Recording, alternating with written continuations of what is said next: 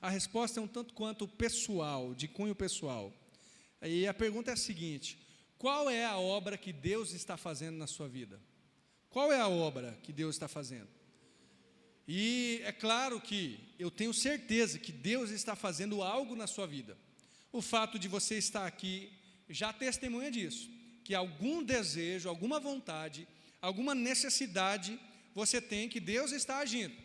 Talvez você não saiba definir muito bem. É muito bom que a gente saiba dizer: Deus está fazendo isso ou aquilo. Mas qual é então a obra que Deus está neste momento fazendo na sua vida? Qual é a área da sua vida que Deus está mexendo? Qual é o ponto em que Ele está fazendo você crescer, enfim, você melhorar? E eu quero, falando em obra, eu quero fazer uma conexão com uma obra física de fato, mas que podemos retirar princípios da obra do Senhor em nós. Está lá no livro de Neemias. Se você trouxe a sua Bíblia, você pode abrir lá em Neemias, no capítulo 6. Nós vamos ler os versos 15 ao 19. Iremos falar sobre a reconstrução do muro. Talvez você conheça essa história, que Neemias é um servo de Deus, levantado por Deus, está lá na Babilônia, e ele tem que ir até Jerusalém, é chamado por Deus por isso, para reconstruir os muros. E você sabe que muro, naquela época, era sinal de segurança da cidade. Uma cidade que não fosse murada, ela estava inteiramente entregue a todo e qualquer inimigo. Então precisava reconstruir o muro para que houvesse qualquer tipo de vida dentro de Jerusalém. Senão, você pensa assim, você vai fazer um comércio, você vai reformar a sua casa, mas a cidade não é murada, não valeria a pena, porque facilmente poderia ser atacado por inimigos. Portanto, reconstruir o muro era algo extremamente importante. Essa era a obra que Deus estava fazendo ali com o povo de Israel naquele momento. A resposta deles é fácil, né? Podemos perceber, mas cabe a nós enxergar o que Deus está fazendo na nossa vida. E a palavra de hoje eu chamo de mãos à obra. Por quê? Porque Deus está fazendo, mas em Neemias nós vemos o envolvimento dele e de alguns junto com ele, do povo de Israel junto com ele, para que a obra fosse concluída. Acompanhe comigo a leitura, Neemias capítulo 6, versos 15 ao 19. Acabou-se, pois, o muro aos 25 de Elu, em 52 dias. E sucedeu que, ouvindo todos os nossos inimigos, temeram todos os gentios que havia em roda de nós, e abateram-se muito em seus próprios olhos, porque reconheceram que o nosso Deus fizera esta obra. Também, naqueles dias, alguns nobres de Judá escreveram muitas cartas que iam para Tobias, e as cartas de Tobias vinham para eles, porque muitos em Judá se lhe ajuramentaram, porque era genro de Secanias, filho de Ará, seu filho Joanã tomara a filha de Mesulão, filho de Berequias. Também as suas bondades contavam perante mim, e as minhas palavras lhe levavam a ele. Portanto, Tobias escrevia cartas para me atemorizar. Amém? Você lê esse texto, é literalmente pegar a história no meio. Porque você lê, você está sabendo de muro, opa, o muro eu já estava sabendo, e aí reconstruíram em 52 dias, quem que é esse tal de Tobias, quem eram os nobres, calma lá, né, é uma história comprida, mas basicamente havia opositores na construção daquele muro, daquela muralha ao redor de Jerusalém, porque eles não queriam que Jerusalém fosse reconstruída. Isso é importante a gente saber. Sambalate, e neste caso aqui também Tobias, faziam parte desse grupo de opositores. Mas vamos lá, vamos pensar no que nós podemos aplicar desta obra de Neemias na nossa vida. E a primeira coisa que eu vejo aqui, o primeiro princípio que eu retiro daqui, é que a gente tem que saber aonde nós queremos chegar.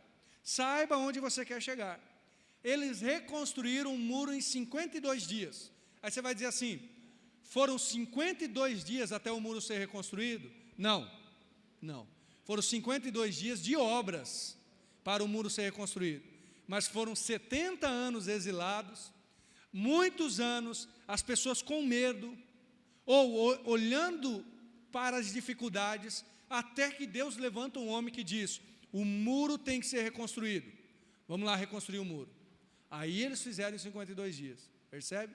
Foram 52 dias de obra, mas foram muitos e muitos anos para que ela começasse. O que aconteceu com eles? Alguém teve que dizer, é isso aqui. O que nós temos que fazer, Senhor, para que o povo de Israel volte a ser um povo organizado? Qual que é o primeiro passo? Reconstruir os muros. Então vamos lá, vamos começar com isso. E eis-me aqui, Senhor, né? O Neemias poderia ter dito isso, ele se dispôs ao Senhor. Reconstruir os muros, naquele caso, era sinal de reerguer a nação de Israel. E naquele momento era importante, porque a nação de Israel era o povo escolhido de Deus, o povo chamado por Deus. Portanto, havia um propósito específico. Eles deveriam brilhar como uma nação construída sobre um monte. Então, eles tinham que ser reconstruídos. Neste caso, né, parece que nós tomamos essa lição, que grandes propósitos partem de ações contínuas e cooperadas, ou seja, gente que trabalha constantemente. Agora, deixa eu perguntar para você, a primeira pergunta, um pouco difícil, qual a obra que Deus está fazendo na sua vida? Aí talvez esse primeiro ponto se torne uma pergunta. Você sabe onde você quer chegar? Você sabe onde você quer chegar? Porque, por vezes, diz até o apóstolo Paulo, em Efésios 4, que nós somos moldados por Deus, para que a gente não seja como aquela pessoa levada por todo o vento de doutrina. Então alguém nos diz isso e nós falamos, opa, eu quero ser assim. Aí outro diz isso, eu quero fazer isso, né? Às vezes eu brinco, né? Eu tenho uma brincadeira com a Ana, que eu vou dizer alguma coisa assim que eu quero comprar, e eu falo com ela assim, meu único sonho na vida é comprar isso. Aí, sei lá, 2 meses depois eu falo, meu único sonho na vida, é porque já é uma brincadeira que eu faço com ela, né? Para ver se fica mais fácil de comprar, né? Mas, na verdade, é uma piada, é claro, não tem como ter um único sonho e ele mudar sempre, né? Às vezes a gente não sabe onde a gente quer chegar, mas como saber onde a gente quer chegar? Gente, tem um homem muito famoso aí chamado Steve Jobs, já ouviu falar nele? Já falecido, criou a Apple, que é a marca dos iPhones, né? E tudo mais, talvez a maior empresa do mundo. O Steve Jobs dizia uma coisa que era um pouco triste para qualquer um de nós. Ele diz assim, as pessoas não sabem o que elas querem, você tem que dizer o que elas querem. Um homem, talvez à frente do seu tempo, criou o celular, smartphone, foi ele que criou, né, ele que inventou. Achei muito interessante, mas, diante de Deus, irmãos, nós não podemos ser como ele definiu as pessoas. Nós temos que saber o que nós queremos. E como a gente vai saber? Gente, a nossa vontade sempre é moldada pelas relações que nós temos próximo. Então, se a sua vontade está sendo moldada por uma próxima relação com Deus, você sabe onde você quer chegar, que é na vontade de Deus para a sua vida. Percebe? É isso que nós deveremos responder. Senhor, eu quero chegar aonde o Senhor quer que eu chegue. E talvez você não saiba o fim da caminhada, né? Nós estivemos aqui, olhando aqui para os 5 adolescentes. O que Deus vai construir na vida deles? Gente, eu não sei, né? Eu espero aí que seja missionário, né? Pastor, evangelista, olha que benção, né? Ou um profissional liberal também, com a graça de Deus, sem problema nenhum. Não sabemos todos os pormenores, né? E você também não sabe da sua vida todos os pormenores, mas isso não nos retira a responsabilidade de dizer, Senhor, eu já sei em parte o que o Senhor quer para mim. Nem que seja uma pequena luz, eu vou olhar para ela e vou dizer, Senhor, eu já sei que o Senhor me chamou para isso. Qual é a tua vocação? O que Deus tem para você? Nós precisamos saber até o que precisa ser reconstruído. Quando o Senhor nos salva, quando o Senhor nos traz para o Evangelho dEle, Ele começa a moldar a nossa vida, moldar a nossa identidade, e começa a dizer, você ande por aqui, faça isso, me sirva, me siga. É isso que Deus faz. Deus começa a nos ensinar aonde é que a gente tem que ser, aonde é que a gente tem que chegar. E por saber aonde deveria chegar, o Neemias vai lá e reconstrói o muro em 52 dias. 52 dias. Não perca a sua vida, não perca a sua vida. É como os outros fizeram, esperando a hora certa para reconstruir o muro. Não faça isso. Clame ao Senhor, Senhor, aonde o Senhor me quer? Onde o Senhor quer me usar? Qual a sua vocação para mim? Qual a minha identidade em Cristo? E olhe para isso. O livro de Hebreus, ele tem uma ilustração muito próxima a isso. juntos o capítulo 11 e 12, que eu acho muito interessante. No capítulo 11 de Hebreus, você encontra o que nós chamamos de heróis da fé. Talvez você já tenha lido o Hebreus 11. Tem lá Moisés, Abraão, Sara, vários heróis da fé. E no capítulo 12 fala assim: nós estamos rodeados de tão grande nuvem de testemunhas, que são esses que já serviram o Senhor, que deixaram um legado de serviço. Eles sabiam aonde queriam chegar. E agora, rodeados dessa tão grande nuvem de testemunha, o que nós fazemos? Nós deixamos de lado todo o embaraço que tão de perto nos rodeia, e nós corremos essa corrida, olhando para o alvo, olhando para Jesus, autor e consumador da nossa fé. É isso, gente. Quando nós percebemos quem é o nosso alvo, aonde de fato Ele está nos levando, então nós deixamos as bagagens de lado, e nós corremos a nossa maratona com Cristo Jesus. Você já sabe o que Cristo quer para você? Você já sabe? Primeiramente, eu tenho certeza, tem algumas coisas na palavra de Deus. Jesus quer que você seja salvo. Se você ainda não tem Jesus, você precisa se converter, receber Jesus como seu único suficiente Salvador.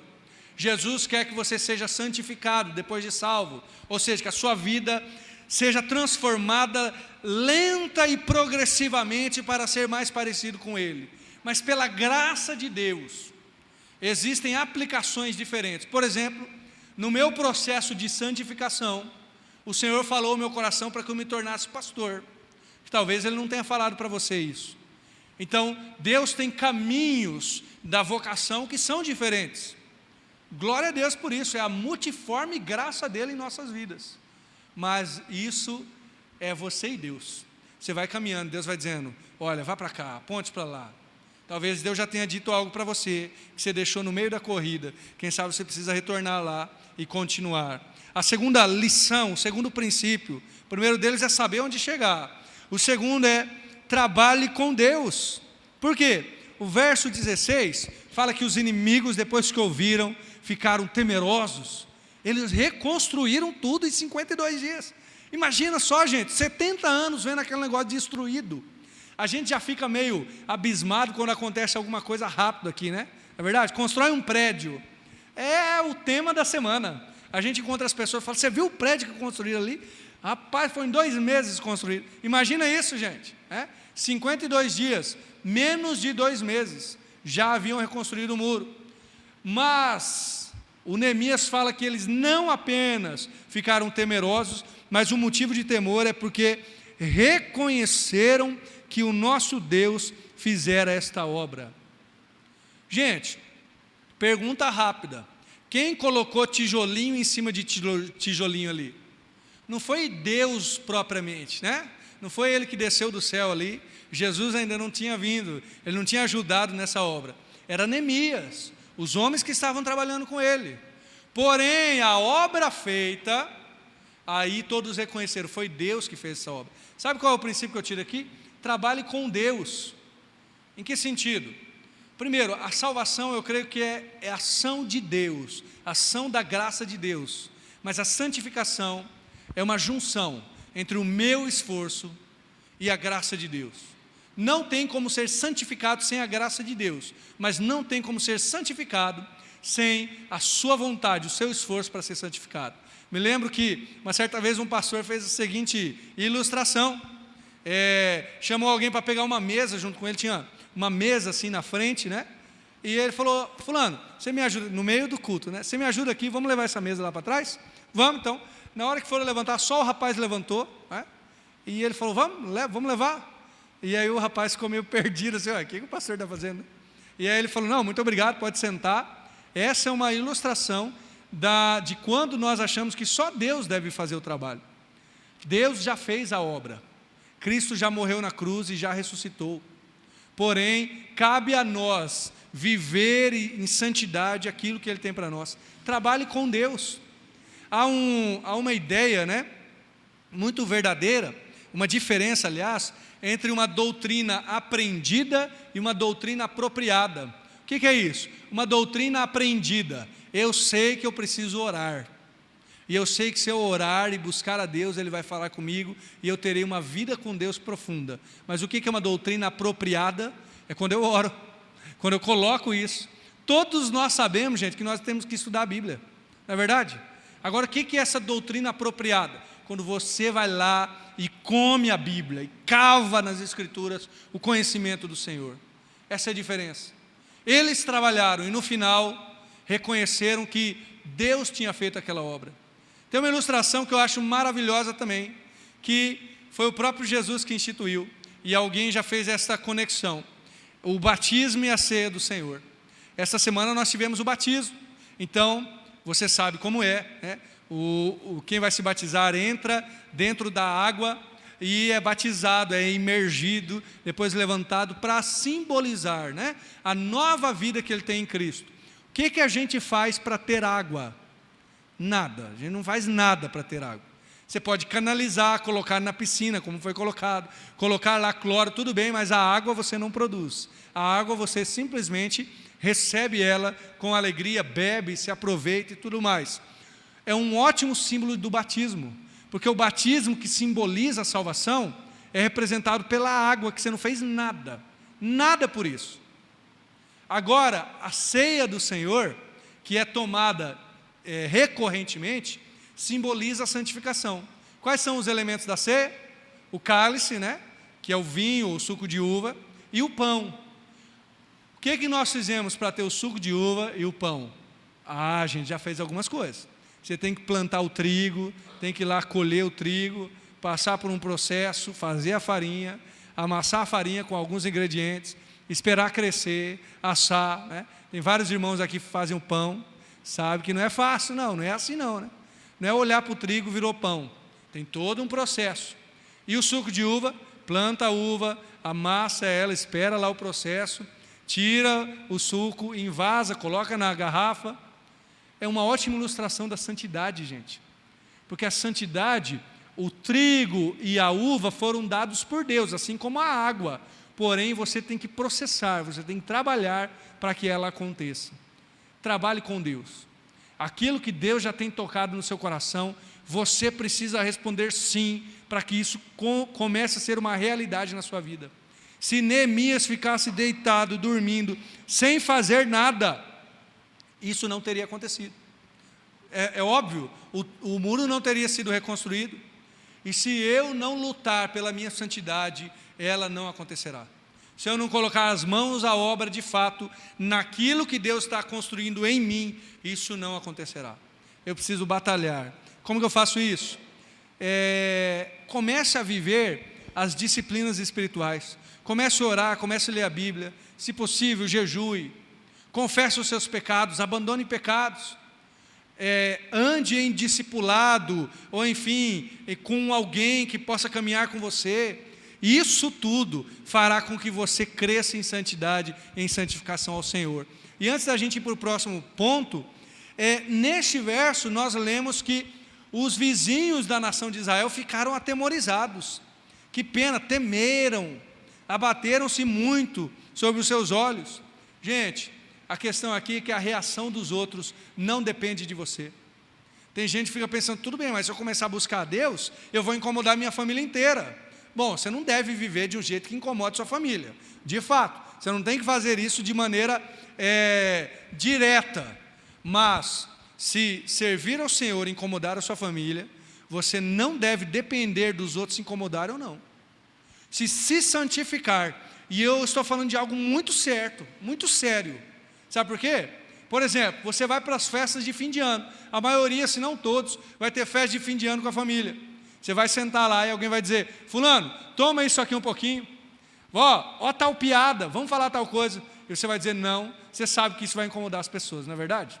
Vai incomodar. A sua santificação incomoda os outros. Porém, a resposta que você e eu devemos dar é a Deus e não aos outros. Como eu disse, nós não devemos incomodar os outros porque a gente quer, né? Isso aí está errado.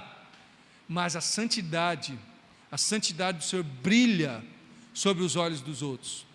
E isto, o que importa na verdade, é servir ao Senhor. Pergunto para você então, qual obra Deus está fazendo na sua vida? Eu penso que é uma obra tão grande, que Deus só vai fazer a partir também da sua ação. mas com a sua ação, ela só será possível se Deus estiver no negócio. É meio paradoxal, difícil de entender, mas como assim? Sou eu ou Deus? É a graça de Deus te capacitando, caso você o busque, você encontra vitória. Sozinho, lá no mundo você não encontraria, com Deus você encontra. Mas você tem que batalhar e confiar no Senhor. É muito estranho pensar nisso, né? Muito difícil, mas é a verdade do Senhor. Agora, as próximas duas coisas que eu encontro aqui nesse texto, elas são também difíceis. Por quê? Quando você começa a agir, a atuar na obra do Senhor, quando você sabe para onde você deve ir, e você começa a trabalhar com Deus nessa sua transformação, espere oposição. Essa terceira coisa, espere oposição. O Neemias vai dizer que algumas pessoas ficaram chateadas, e por chateadas está bom. Infelizmente, gostaria que não ficasse, mas tem um camarada lá que está se intrometendo, que é o Tobias. Verso 17, e os adiante. Naqueles dias, alguns nobres de Judá escreveram muitas cartas que iam para Tobias. As cartas de Tobias também vinham para ele. Quando você começa a colocar a mão à obra, quando a santidade de Jesus, e esta palavra é especialmente sobre santidade, ela começa a agir na sua vida, haverá oposição. De quem? Eu nomeei algumas coisas aqui que se opõem a nós. A primeira delas é você mesmo, sou eu mesmo. A Bíblia chama isso de carne. Alguém já nomeou como um impostor que vive em mim. A sua carne não quer que você seja santificado. Aliás, em Gálatas 5 é descrito uma briga, gente, no nosso interior. Briga entre a carne e o espírito. A carne milita contra o espírito contra a carne. Eles se opõem para que você não faça o que eles querem. E ali está listado as obras da carne, depois o fruto do Espírito. Há uma luta interna, que a sua carne não quer que você se santifique. A nossa carne quer nos puxar para baixo, para aquilo que nos afasta de Deus. Essa é a primeira e a maior oposição. Se você conseguir lutar contra a carne, se você conseguir estar junto com o Senhor e ter força para lutar contra a carne, olha, você terá vencido o maior dos inimigos. Talvez você pergunte, mas o diabo não é o maior dos inimigos? O diabo certamente é como um leão rugindo ao nosso derredor, buscando a quem possa tragar. Porém, ele só faz isso quando nós damos possibilidade dele agir. E quem abre a porta do lado de dentro somos nós mesmos, é a nossa carne, que diz, tudo bem, eu vou pecar, eu vou aceitar esse tipo de coisa, eu vou aceitar esse erro. Então, o primeiro opositor, quando Deus começa a trabalhar em nossa vida, sou eu mesmo. Lembre-se disso. E sabe por que essa é a parte mais importante?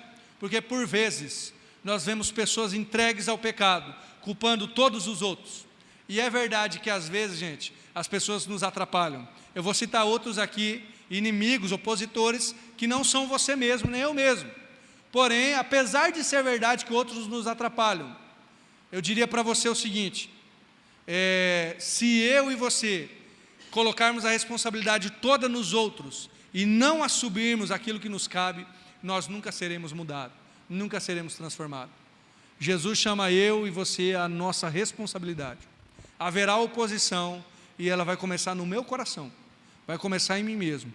E eu posso dizer de mim, e eu tenho certeza, você pode dizer de você, mas eu posso dizer de mim.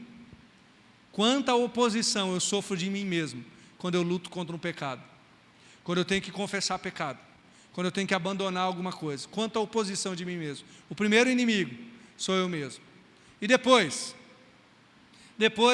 nós continuamos com aquela, alguém já chamou de tríade, ou trindade do mal, né? A carne, o mundo e o diabo. O mundo é todo esse sistema que diz para você que servir a Jesus está errado, que servir Jesus não vai te satisfazer. Esse é um grande inimigo também, porque é muito fácil acreditar em uma mentira, é muito fácil acreditar que a satisfação está longe de Jesus. E por vezes, mesmo com Jesus, a gente vai viver em desertos, em dificuldades, e aí a gente não acredita nas mentiras do mundo. Se a gente acreditar, nós seremos transformados à imagem do mundo. O terceiro inimigo que eu nomeio aqui, claro, a oposição é do diabo. E por que eu tenho que dizer isso? Porque por vezes nós somos muito extremos, né? Ou às vezes nós achamos que tudo é o diabo, ou o outro extremo é achar que nada é o diabo. E eu tenho que confessar para os irmãos, né? como eu sou um pastor mais tradicional, a minha tendência é ir para o lado do nada é o diabo. Não, tudo tem uma explicação humana, né? Converso com alguns amigos, especialmente mais pentecostais, que eu vejo neles uma tendência para o outro lado, quase tudo é o diabo. E a gente conversa, tem ótimos debates, gosto muito de debater a Bíblia, mas eu confesso, irmãos, que por vezes é obra maligna mesmo, é obra maligna mesmo. A Bíblia em nenhum momento mudou a sua percepção de quem é Satanás, o inimigo das nossas almas, o pai da mentira, aquele que atua para que, é chamado até de hostes malignas, para que você viva em pecado. Portanto, haverá essa oposição. Espere a oposição também do inimigo das nossas almas. Isso acontecerá quase que conjuntamente. Tem um outro inimigo, tá? Deixa eu falar só mais um, que esse normalmente nos foge. Paulo fala, eu até falei desse texto domingo passado, Paulo fala de inimigos da cruz. Sabe quem são os inimigos da cruz? Aqueles que parecem servir ao Senhor, mas não servem. Inimigos da cruz são esses. Paulo, em Filipenses 3, ele fala, sejam meus imitadores como eu sou de Cristo. Me imitem, tomem o cuidado pelo que vocês veem em mim. Porque muitos há, dos quais muitas vezes vos disse, e agora vos digo chorando, que são inimigos da cruz. E esses, ele está falando do que naquela época eram os judaizantes. Aqueles que queriam tornar os servos de Cristo em seguidores da lei. Esses são inimigos da cruz. Então, há inimigos da cruz, que quando vêm eu e você em santidade, eles vão se opor. Talvez Tobias seja um inimigo da cruz também, porque ele era, de certa forma, um religioso, mas a religião dele não permitia que passasse algo mais. Não, até aqui, nada mais. Que você e eu possamos olhar para toda essa oposição que começa no nosso coração, que vai para o mundo e que está ao nosso redor espiritualmente, e a gente continue olhando para Cristo Jesus. Com toda essa oposição, para você colocar as mãos às obras, é fácil a gente dizer assim, vou desistir. Senhor amado, você acha que eu vou ganhar do diabo? Não, não ganho. Eu pelo menos não ganho, eu nunca tentei assim numa briga, né? Mas gente, nós temos autoridade, porque não é sua, é de Jesus. Ele mesmo disse. Quando você for carnalmente, meu irmão, aguarde que você vai ter dificuldades.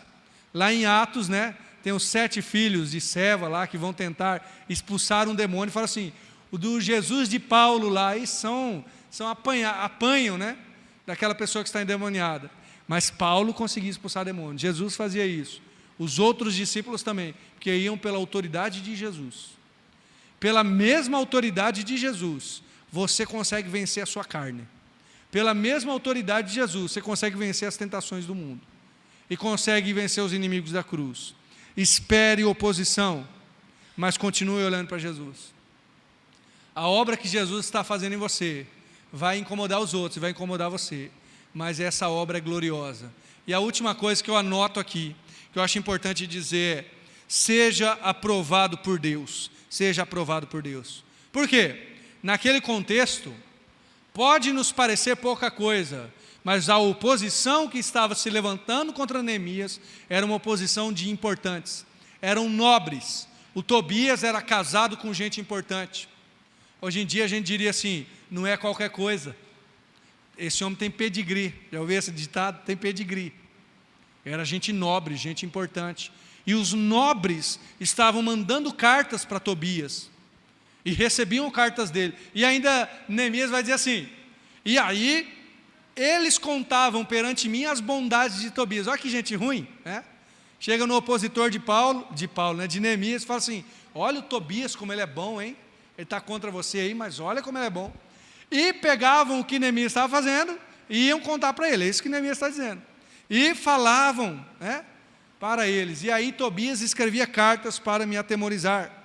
Gente, a palavra diz que nós devemos ser, Paulo fala a Timóteo, obreiros aprovados, que não têm do que se envergonhar, mas esta aprovação vem de quem? De Deus, de Deus. Se você esperar a aprovação de todo mundo, você nunca vai servir a Deus, nunca, nunca. A métrica do mundo não é a métrica de Jesus, como se fosse uma régua, A régua de Jesus é diferente da régua do mundo. Talvez seja até diferente da régua de quem está perto de você. As expectativas dos outros foram construídas sem perguntar para você. E eu não estou dizendo que você deve desprezar todo mundo. Eu tenho que ser aprovado só por Deus. Eu já ouvi gente dando essa desculpa também, né? Não, o que importa é o que Deus pensa de mim. Espera lá, é verdade que eu tenho que tratar os outros bem, porque para ser aprovado por Deus, eu tenho que te amar, você sabia disso? A palavra diz isso, né? Porque se eu digo que amo a Deus que não vejo e não amo o meu irmão que eu não vejo, eu sou mentiroso. Então, para ser aprovado por Deus, está também em questão o amar você. Para ser aprovado por Deus, eu também preciso perdoar você, sabia disso? Porque Jesus nos ensina a orar, perdoa as nossas dívidas, olha, é a aprovação de Deus, perdoa as minhas dívidas, mas assim, não, continua, né? Como que a oração do Pai Nosso continua? Assim como nós perdoamos a quem nos tem ofendido.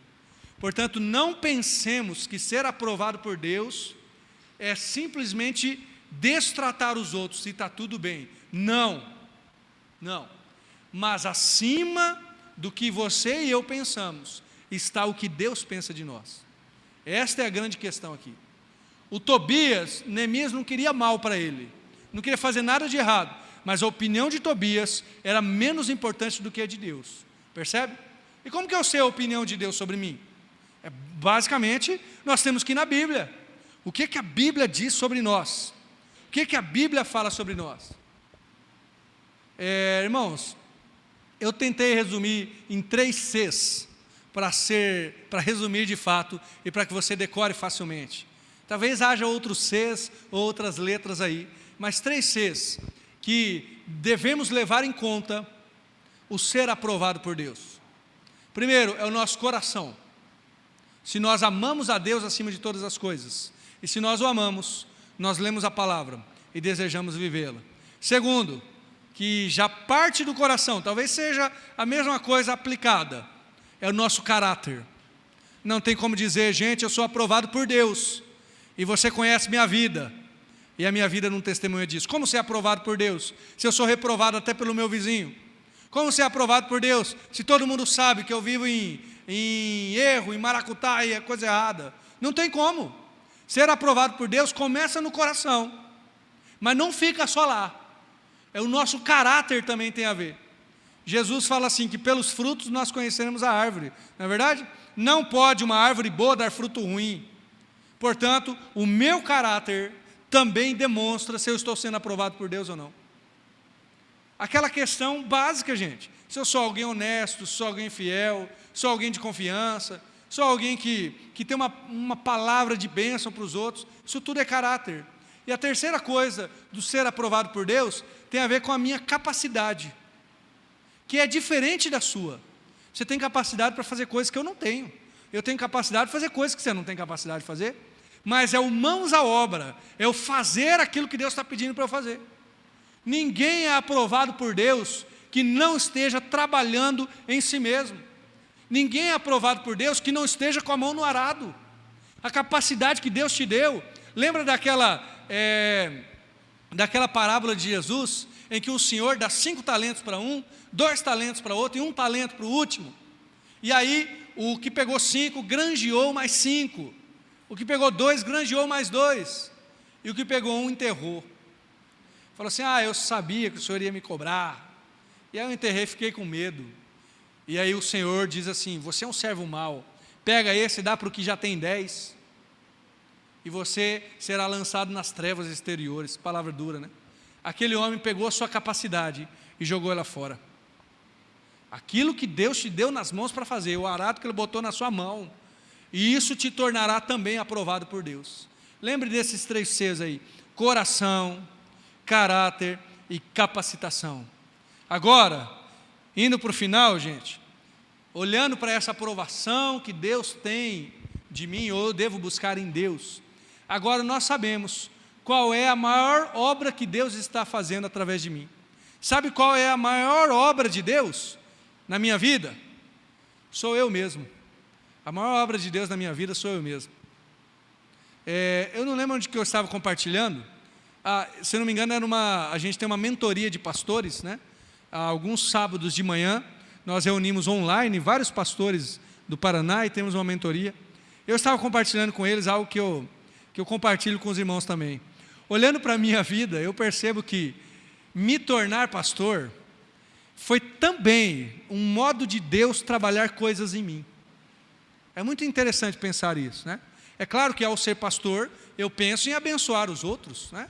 Abençoar sua vida, falar da palavra, poder prover alguma coisa que Deus tem para a sua vida através de mim. Espero que consiga fazer isso. Mas eu percebi que quantas coisas eu aprendi de Deus por ser pastor. O seu desafio, já que você não é pastor, seu desafio é ser trabalhado de outra forma. Deus vai fazer isso também, fique tranquilo. Eu estou falando da minha percepção, da minha realidade. Quanta coisa Deus me ensinou por ser pastor, por estar trabalhando no ministério. A maior obra que Deus está fazendo na minha vida, eu não quero ser egoísta, não quero retirar a necessidade de ministrar para você não, mas a maior obra sou eu. Deus está me construindo para ser parecido com Jesus. E eu sei que muitas vezes eu caio, né? Eu espero que seja como sabe aquele gráfico que faz assim, né? Mas que pelo menos está subindo, né? E pelo menos está crescendo. A maior obra de Deus na sua vida é construir Jesus em você. A partir disso, gente, que coisa maravilhosa. A partir disso, brotam rios de água viva. Brotam rios de água viva. A partir de Jesus sendo construído no seu coração, no seu caráter, nas suas mãos, na sua capacitação, aí você começa a vivenciar Jesus para os outros também. Esse é um grande chamado para nós. Tobias aqui era aprovado por vários em Israel, e esses nobres de Israel tinham ainda, vamos dizer assim, tinham a cara dura de ir lá e dizer: olha, nós gostamos de Tobias e não de Neemias. Mas Neemias tinha que ser aprovado por quem? Por Deus. Este é o seu desafio. Comecei com a pergunta, né? Qual obra Deus está fazendo na sua vida? E eu termino com essa. Você está sendo aprovado por Deus? No final você vai ouvir: servo bom e fiel, foste fiel no pouco, sobre o muito te colocarei. Gente, essa parábola de Jesus, eu estava meditando nela há um tempo atrás, e eu percebi uma coisa. Normalmente nós aplicamos essa parábola da seguinte forma, pelo menos era o jeito que eu fazia, talvez você também, que se eu for fiel aqui agora, então Deus vai me colocar no mais aqui. Então eu fui fiel com pouco dinheiro, aí fui fiel, tinha pouco dinheiro, mas era fiel, aí Deus vai me dar mais dinheiro.